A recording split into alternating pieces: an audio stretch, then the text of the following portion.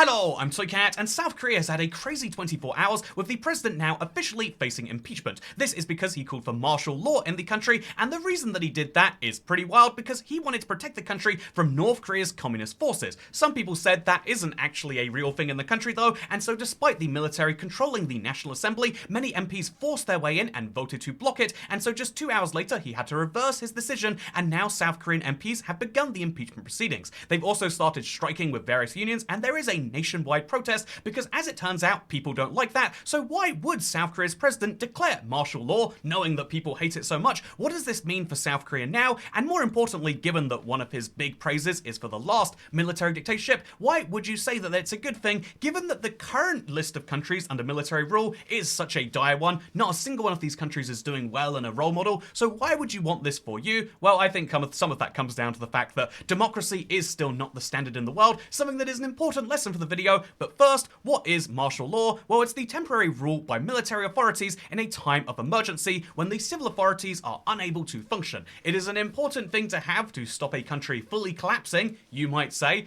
in places where it needs to be declared, and it was declared in South Korea in 1979 when the military dictator, who had ruled the country before that, was assassinated during a coup. This is because South Korea only became a parliamentary democracy in 1987. Again, a very Western country as we see it today, genuinely has only had democracy for slightly longer than my lifetime. And on Tuesday, the current president decided he would pull the trigger and become the first president to rule over martial law since democracy because he says he needed to save South Korea from anti-state forces. This is a very valid concern if you listen to it because he has a very anti-North Korea stance and he thinks that his political opposition were North Korean sympathizers who were trying to deliberately destabilize his government, and so he used martial law to have extra powers given to the military and a suspension of civil rights for certain standard. Basically, he just wanted to make sure that the political system wouldn't be controlled by North Korea anymore. And so, yeah, this is a very interesting thing. It's worth mentioning that there were meant to be restrictions for political activity and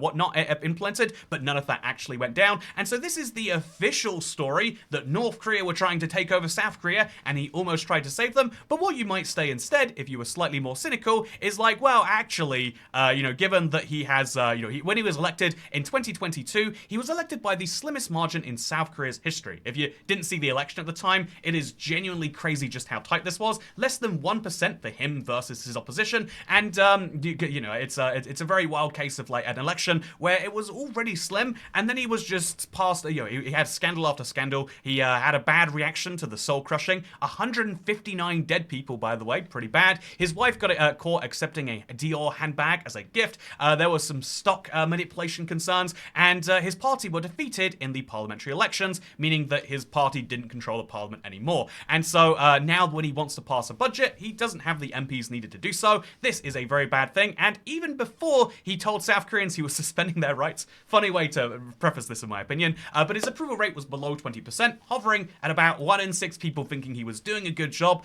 And so what does he think is the easy solution? Well, given that there is so many things going against him, what if you try to make a big point against anti-state forces to try and out anyone who is against you as being a communist? Indeed, you can probably guess the political leanings of this person versus his opposition here, but basically he is trying to bring the country back into a state where people are behind the government again, and he's wanted to do that by bringing in the military. Did it work? Well, the answer is sort of now. What is happening now? Well, basically the opposition party, the people who came second in that election, are now voting to impeach him. By the way, just 1 second, we have to take a detour. Look at this election map. This is nothing like other countries. There's no like urban-rural split for right versus left in South Korea. It's and indeed, if you look, Seoul, the capital city, votes for the right-leaning party, and then the area around it is blue, and then it goes by region. It's like most of the regions vote red, but this southwest region votes very blue. Same with Jeju Island over here. It is very, very interesting to me how South Korea votes relative to other countries.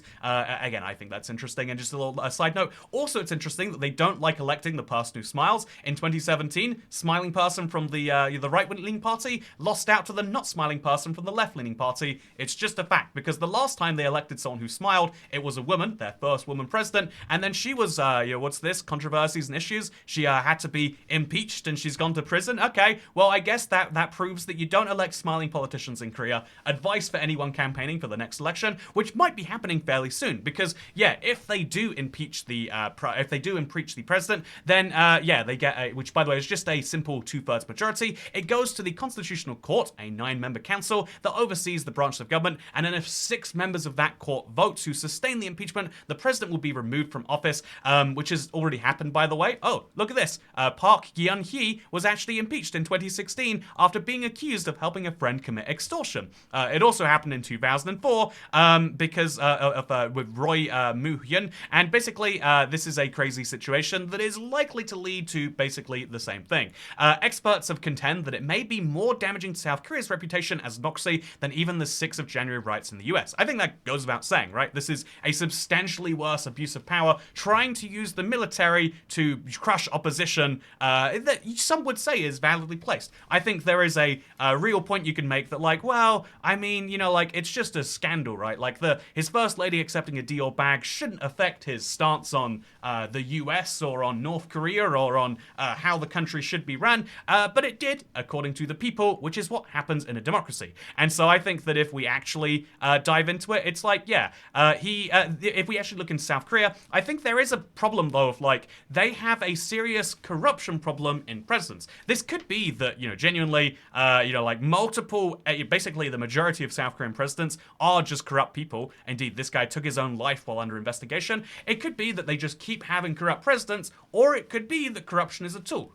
You know, again, genuinely, without a full understanding of what happened there, which is hard to ascertain fully, you could say that prosecutions are a political tool, just another threat for the opposition to wield, and this is one of the reasons why you might say, okay, we're suspending those prosecutions and running the country properly, which seems insane. Again, no other country in the Western world would do this, but the reason that I think South Korea has like a soft spot for this is because, you know, the reason that you can have a president of the country say, yeah, actually, that long-term military dictator was actually pretty good, something which you probably shouldn't be saying in any other country, is like, well, if you look into the guy, Park Chung-hee, very, very, very controversial what he did from the actual founding of the country through to the coup d'etat we mentioned before. But if you look at his, you know, his presidency or his, I think president is the wrong word to describe someone who is in charge of a country via a dictatorial way. But if we look at his years from 1961 to 1979, it's generally described as the miracle on the Han River. Look at South Korea and North Korea's GDP, and you can see that, like, during this time, it jumps from around here to around there. It dips a bit afterwards when he was assassinated, and then kind of goes up to here. But he is the, you know, he is the leader that brought the South Korea economy from being roughly the same as the North Korean, which, just to remind you, has basically stagnated the entire time, up to substantially above it. This is entirely arguable down to the fact that he had a good relationship with the United States and the United Nations. He got the country involved in the Vietnam War, of all places. You know, like, these are all decisions that are bad from a democratic point of view. Again, it's he prioritized economic growth and social order at the expense of civil liberties and human rights. I like my human rights and I like my civil liberties, but again, if you look at the growth that has happened since, a lot of people say, well, you know, I'd rather be rich and not have civil liberties than poor and, you know, have some, right? And especially if you can go through that military dictatorial period and then come out of it at some point, I think more and more people look at that as being appealing, especially if you live in a country that went through that. And that is the maybe danger to democracy, if there ever is one. And indeed, I want to come back to this, which is like, here is the countries under military rule. Here's the countries under any form of dictatorship, though. So yellow, red, and orange are all forms of dictatorship. I think calling China a dictatorship is like, yeah, you know, it's a one-party democracy is not democracy, but it's dictatorship feels a bit far too. But you get the idea that, like, this is countries where you don't get to just decide on a new leader because you want one, you crazy fool. And again, looking around the world, you can see, man, it is close to 50-50, and most of the population lives inside of the orange, yellow, or red. And so again, very interesting situation. And you might say, like, yeah, this is a sign that democracy is really on a decline, right? This is a real bad indication that democracy is failing. But it's actually the reverse. Democracy is not the standard form. If we go back 30 years, so this is 2008, this is 1988. If we go back 30 years, you can see, like, oh, there are very few democracies then. Interestingly, we can see that Sudan has gone from parliamentary democracy to dictatorship, so great job, guys. But otherwise, you can see, looking at this map, that, like, yeah, there are substantial... I think there's a lot of Eastern Europe that has become democratic.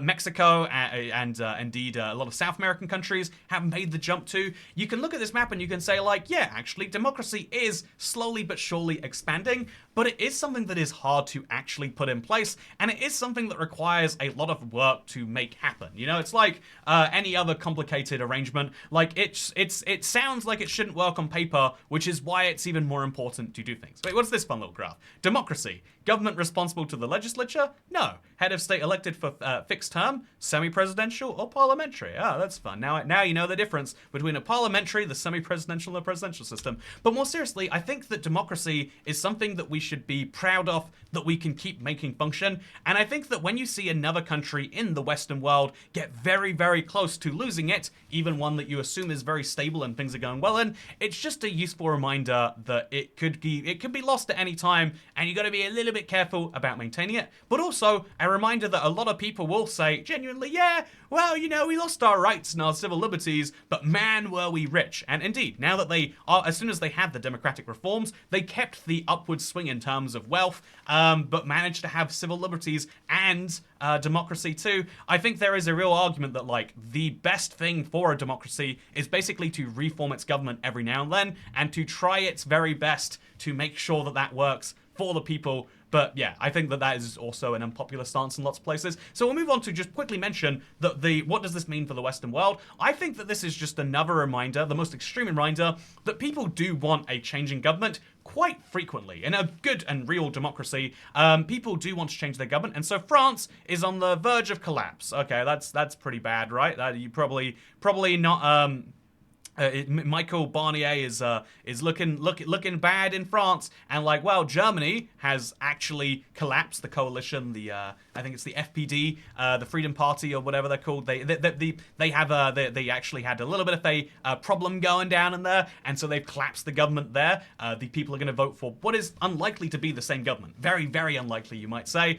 So you know, like Germany is going through an election. You know, you can get a much more serious version of that, where like, oh yeah, the rebels just took Aleppo. Syria might be under fire. By the way, look at the Atlantic being like, this is your last free article. Make sure you pay us now. But, you know, I think it is a very useful thing to remember that people are just going to want to change the government every now and then, and you probably shouldn't take that too personally. Or maybe you should, I don't know. With that said, I had a whole point about trade I was going to raise in here. But I think we should talk more about the whole trade point, because this is something that I think one of South Korea's biggest losses is that the current president was very pro-business, very pro-West. Even some would say very Trump, which is a good thing in an era of Trump where you have such a big trading partner, right? You need someone who's like that. But again, I think this could be a sign they'll get a president who's maybe less pro-West, pro-globe, pro-whatever else. Or maybe it's not. I think the important thing is that every country realizes that democracy is valid, and also that every country realizes that now more than ever, we probably should be keeping the ties together. Again, there is a very small Western world that is always under threat of shrinking, as it did in South Sudan, and let's see if any other countries made the shift. So we got a green in, it looks like Moldova has maybe, I mean, Moldova has gone from like civilian dictatorship to parliamentary democracy, which is cool. I got it the wrong way around there. It actually does look like very few countries are making the shift over from democracy to a dictatorship of some form. That's very, very cool, right? Yeah, love to see it. A lot of countries making the reverse move, like indeed in Nepal and Bhutan. Love to see the world slowly become democratic. In 30 years, we'll catch up again and see how this map's going. But until then, I hope you enjoyed this video. Please do consider subscribing. Actually, you're not subscribed. Give me some money or don't do anything at patreon.com/toycat, where you can buy me fun drinks and lobster rolls. I don't use it to improve the quality of the editing. I'm literally just on a green screen over my Google Maps here, which I didn't even use in this video. Let's go see what's happening on Google Maps. So here's South Korea, and here's China. And China has some strong opinions on South Korea, and South Korea is somehow better friends with a country on the other side of the world.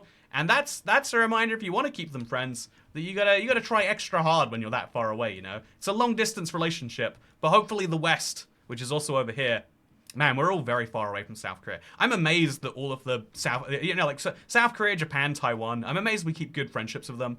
It's a reminder of how close our bond is. Just saying, if you're thinking of electing a president, people in those countries, Maybe pick one that likes us. Speaking of people who like us, second channel, don't care. Bye.